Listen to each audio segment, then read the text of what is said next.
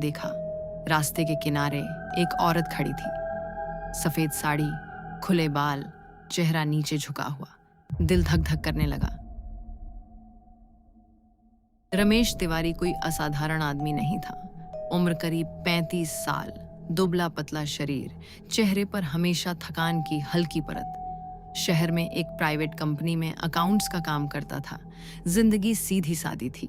सुबह दफ्तर, शाम को किराए का कमरा और महीने में 1-2 बार गांव जाना। उसी गांव में उसकी बूढ़ी माँ अकेली रहती थी। उस दिन भी रमेश वहीं कर रहा था। दफ्तर से सीधा बस स्टैंड, वहां से आखिरी बस पकड़कर गांव। शाम के 7 बज चुके थे। बरसात का मौसम था। आसमान में बादल गाढ़े हो चुके थे। बस जैसे ही गांव के मोड़ पर पहुंची, ड्राइवर ने आवाज लगाई, बस यहीं तक जाएगी, आगे रास्ता पानी में डूबा है। रमेश उतरा। अब उसके घर तक पहुंचने के लिए लगभग 3 किलोमीटर पैदल चलना था। कच्चा रास्ता, खेत और बीच में पुराना जंगल। गांव के लोग इस रास्ते से रात में चलने से बचते थे, पर रमेश ने कभी ध्यान नहीं दिया। उसे क्या पता था कि यही रास्ता उसकी जिंदगी को 2 हिस्सों में बांट देगा। पहला संकेत रास्ता शुरू में बिल्कुल सामान्य था।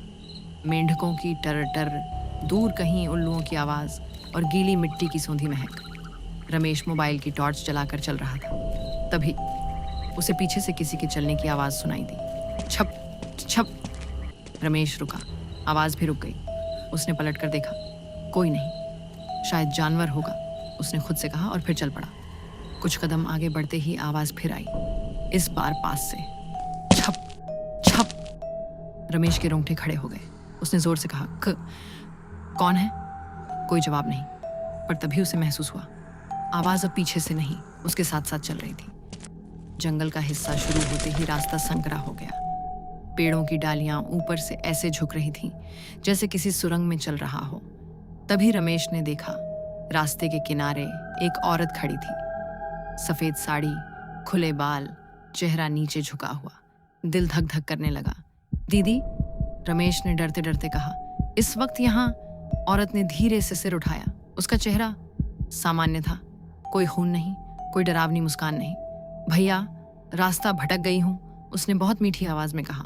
घर बहुत दूर है। रमेश को अजीब लगा, इस जंगल में इस वक्त अकेली औरत। पर फिर उसने खुद को समझाया, डर की वजह से ज्यादा सोच रहा हूं।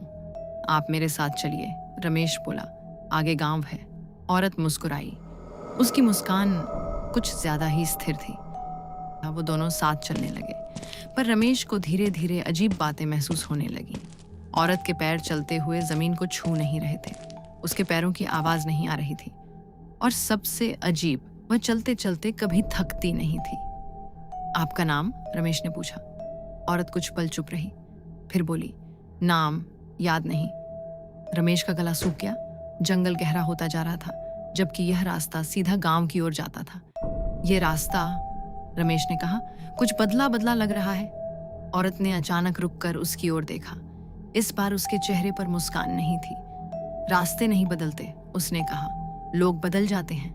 उसकी आवाज अब भारी थी, जैसे 2 आवाजें एक साथ बोल रही हों।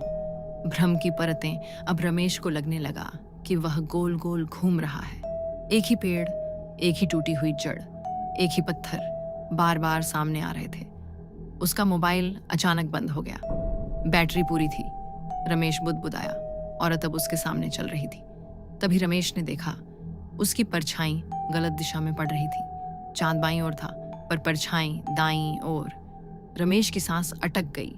उसे याद आया, गांव के बुजुर्ग कहा करते थे, चलावा जब दिखे तो आंखें नीचे मत करना, परछाई जरूर देखना। रमेश रुक गया। आप इंसान नहीं हैं, उसने कांपती आवाज में कहा। औरत भी रुकी। धीरे धीरे उसने अपना सिर घुमाया।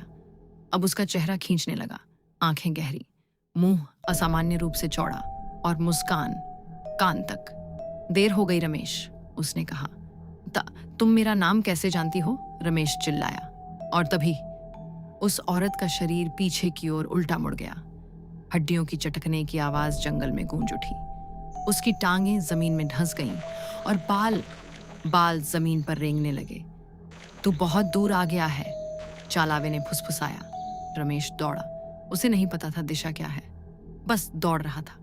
पीछे से हंसी की आवाज आ रही थी, बच्चों जैसी, फिर बूढ़ी औरत जैसी, फिर उसकी माँ की आवाज में, रमेश बेटा। वो रुक गया। माँ? पर अगले ही पल उसे याद आया, उसकी माँ तो घर पर है। जैसे ही उसने पीछे देखा, चालावा उसके बिल्कुल सामने थी। उसकी आंखें अब नहीं थीं, बस काले गड्ढे। मंत्र और बचाव डर के मारे रमेश के मुंह से अपने आप शब्द निकल गए। हनुमान चालीसा।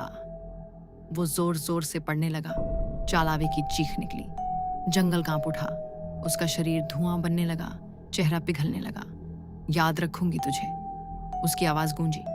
एक तेज झटका लगा और रमेश बेहोश हो गया। सुबह सुबह गांव के लोग उसे जंगल के बाहर बेहोशी की हालत में पाए। 3 दिन तक उसे बुखार रहा। जब होश आया, उसकी आंखों में वही डर था।